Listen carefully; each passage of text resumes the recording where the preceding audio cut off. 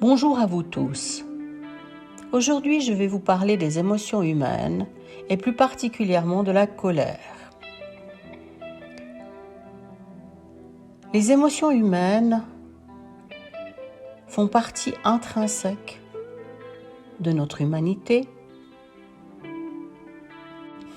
mais peuvent être gérées de manière très différente en fonction de qui nous sommes. Chacun d'entre nous a le choix, et je dis bien le choix,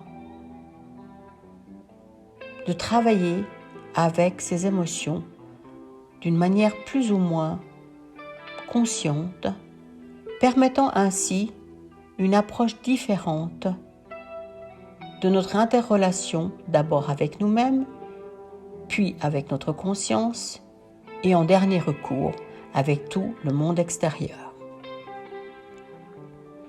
J'ai choisi aujourd'hui de vous parler de la colère, émotion extrêmement malmenée, malmenante, sur le plan de l'échelle humaine. Au niveau vibratoire, la colère est bien plus haut que la tristesse ou l'apathie. Sur l'échelle vibratoire de Hawkins, celle très souvent utilisée, qui donne une échelle de 1 à 1000, 1 étant tout juste en vie et 1000 étant complètement dans la lumière, enlightened des Anglais, la colère se situe aux environs de 150. La tristesse étant beaucoup plus bas, bien entendu. La colère est une émotion qui peut être chaude ou froide. Elle peut être le volcan qui érupte, ou elle peut être la brique de béton ou de glace. Ce sont deux versants différents d'une même émotion. Derrière la colère, et je vous encourage d'aller examiner ceci, il y a toute une série d'autres informations que pour la plupart d'entre nous, nous n'avons pas conscience. Quand je suis en colère, comment je me sens? Bouillonnant, enfermé, difficile, avec des piquants, prêt à exploser. La colère est plus souvent qu'à son tour une émotion qui a besoin de s'extérioriser, comme le volcan avec la lave qui bouillonne en dessous. À un moment X, vous avez l'explosion de la lave qui s'étend partout, sur tout le territoire environnant. Derrière la colère, au niveau de l'émotion humaine, vous allez trouver de la tristesse non exprimée, mais aussi beaucoup d'impuissance. Cette impuissance, ce sentiment dévalorisant, d'être moins que rien, de ne pas être pris en compte, va se mettre en branle, en route si vous voulez, au niveau vibratoire, et la colère va monter, jusqu'à ce qu'elle explose à l'extérieur, sous une forme ou sous une autre. C'est dire que la colère, d'un certain point de vue, est plus en mouvement que la tristesse ou l'impuissance. Mais ne me paraphrasez pas, elle n'est pas mieux ou moins bien. Elle est simplement un autre état vibratoire, un peu plus élevé que la tristesse ou l'impuissance, dans lequel on va trouver l'apathie, l'état dépressif, l'état enfermé.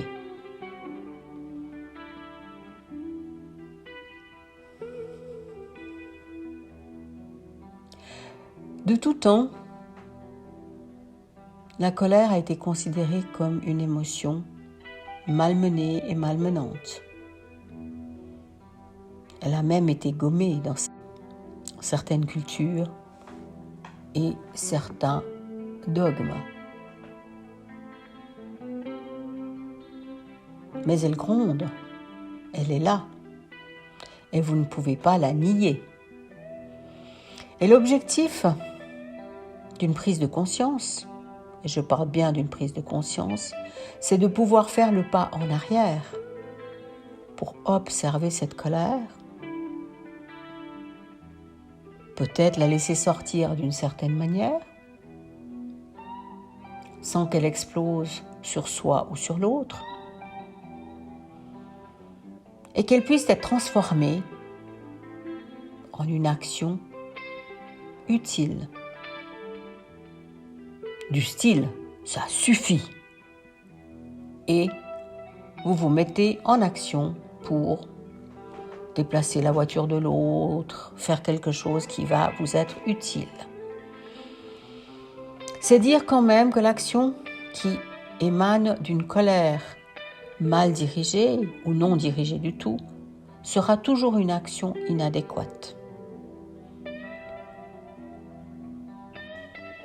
Par définition, la prise de conscience vous amène à un état vibratoire beaucoup plus haut. Au moment où vous avez pris conscience que vous êtes en colère, que vous avez commencé à respirer et faire un pas en arrière, vous êtes déjà beaucoup plus haut, dans un état de neutralité, dans un état de prise de conscience. Votre état vibratoire, en constatant votre colère dirigée contre X ou Y, ou vous-même, va vous propulser beaucoup plus haut dans l'échelle vibratoire et va vous demander d'observer encore plus cet état avec beaucoup de bienveillance. Qu'est-ce qui fait que je me mets en colère de cette manière? Que se passe-t-il à l'intérieur de moi? Qu'est-ce que je ne respecte pas? Comment je ne respecte pas? Qui est le problème? Et quand vous mettez la faute sur l'extérieur, posez-vous la question, qu'est-ce qui se passe à l'intérieur? L'apprentissage de la prise de conscience de votre état émotionnel est important. Il vous permettra une meilleure gestion de qui vous êtes, plus calme à l'intérieur, d'arrêter d'agir par une impulsion en réponse à ou par vengeance. Froidement méditer. En prenant ce pas ou ces pas de distance, en respirant, en allant vous occuper de qu'est-ce qui se passe dans et autour de vous, de votre colère, vous allez apprendre énormément de choses sur vous, sur vos comportements, sur ce qui s'est passé dans votre vie et sur ce que vous laissez se passer encore. Si je sais que manger des frites, c'est pas bon pour moi, pourquoi continue-je à manger des frites? Qu'est-ce qui fait que c'est si bon, c'est sympa, c'est machin? Oui, d'accord. Pourquoi je n'arrive pas à changer ce comportement? La plupart du temps, c'est que je n'ai pas envie de changer ce comportement. C'est plus simple. Regardez-vous sans complaisance. Non pas pour vous fustiger, non pas pour vous taper, non pas pour vous flageller, non, pour vous connaître. Quand vous commencez à vous connaître, vous allez pouvoir à tout moment commencer à faire ce pas en arrière pour observer la scène d'un point de vue différent, plus haut, plus calme. Ah, je me sens impuissant. Puis c'était comme ça que je me sentais quand j'avais 4 ans et que ma maman me disait blablabla. Voilà. Vous aurez un bout d'idée d'où a commencé la situation. Je me sens comme un enfant.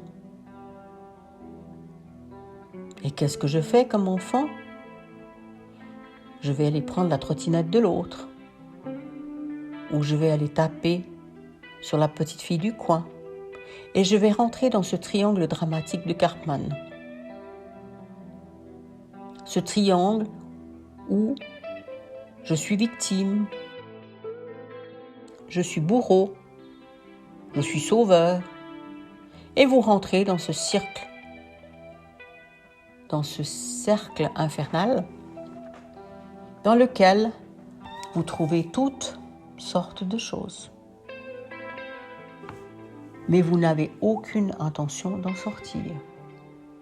Il y a trop de bénéfices secondaires. Et je ferai une vidéo sur les bénéfices secondaires prochainement. Donc, quand vous êtes en colère, vous avez un trop-plein d'énergie. Une fois que vous avez pris conscience qu'un trop-plein d'énergie est existant, vous pouvez pratiquer peut-être quelque chose qui permet de fractionner cette énergie.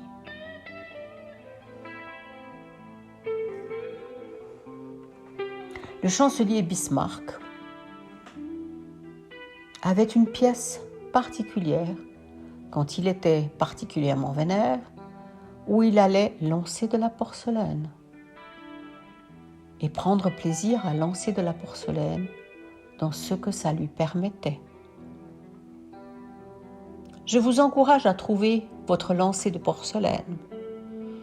Est-ce qu'il s'agit d'aller courir, d'aller taper des pieds, d'aller couper du bois, et j'en passe. Une fois que la colère s'est apaisée un peu, vous pouvez prendre un pas encore en arrière pour aller l'examiner sur toutes ses coutures. Et une fois examiné, comprendre les mécanismes. Parce qu'en fait, il s'agit de mécanismes.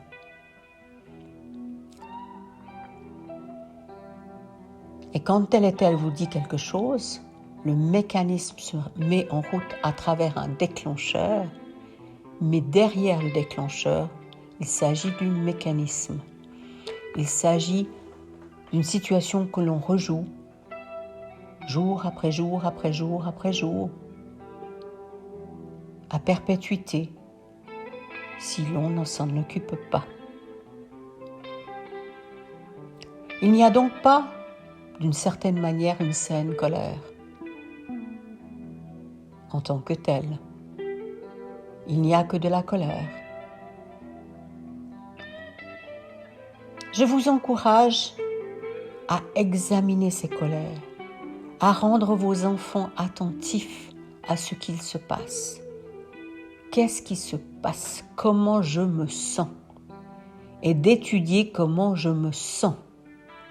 Pour ma part, la colère étant une émotion que je n'aime pas beaucoup, mais que je connais bien, souvent je trouve un bouillonnement à l'intérieur, une envie absolue d'exploser quelque chose, de tomber toute la vaisselle ou de dégager toutes les choses sur un meuble.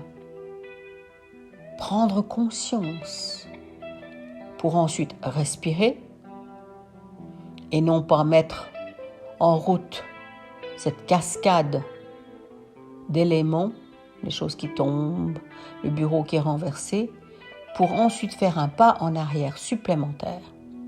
Pour beaucoup d'entre nous, quand on fait un pas supplémentaire en arrière de la colère, surtout nous les femmes, nous allons pleurer. C'est un moyen simplement de lâcher la pression. Il n'y a aucune notion de victimite ou de victimitude ou d'autre chose de cet ordre-là. C'est simplement un moyen pour lâcher la pression. C'est Bismarck et sa pièce de porcelaine. Et nous les filles, femmes, nous lâchons volontiers nos émotions sous forme de larmes, Mais ce ne sont pas des larmes de tristesse, mais des larmes de colère, des larmes noires, des larmes de rage, des larmes de non-dit, et j'en passe. Donc observez votre émotion de colère, évitez de construire sur la colère, parce que la colère appelle la colère. Et vous n'avez qu'à aller voir un jour dans un magasin, vous êtes un peu piquant ce jour-là, toutes les caissières sont piquantes, et finalement vous aboyez. Donc elles ont senti, vous avez senti, et finalement la colère a résonné entre les différents éléments, et le piquant est parti, la langue a fourché. Observez. Je vous encourage à observer. Observez ce que vous ne dites pas. Non pas qu'il faille tout dire, mais déjà d'être très conscient de qu'est-ce que vous auriez aimé dire. Comment aimeriez-vous vous comporter? Qu'est-ce que vous aimeriez? Et une fois que vous avez pris un peu de distance, remettez de la douceur. La colère et l'ego vont bon train, vont main dans la main, et ne sont bonnes ni l'une pour l'autre. Donc prenez ce pas en arrière, respirez, allez vous promener, allez prendre un bain.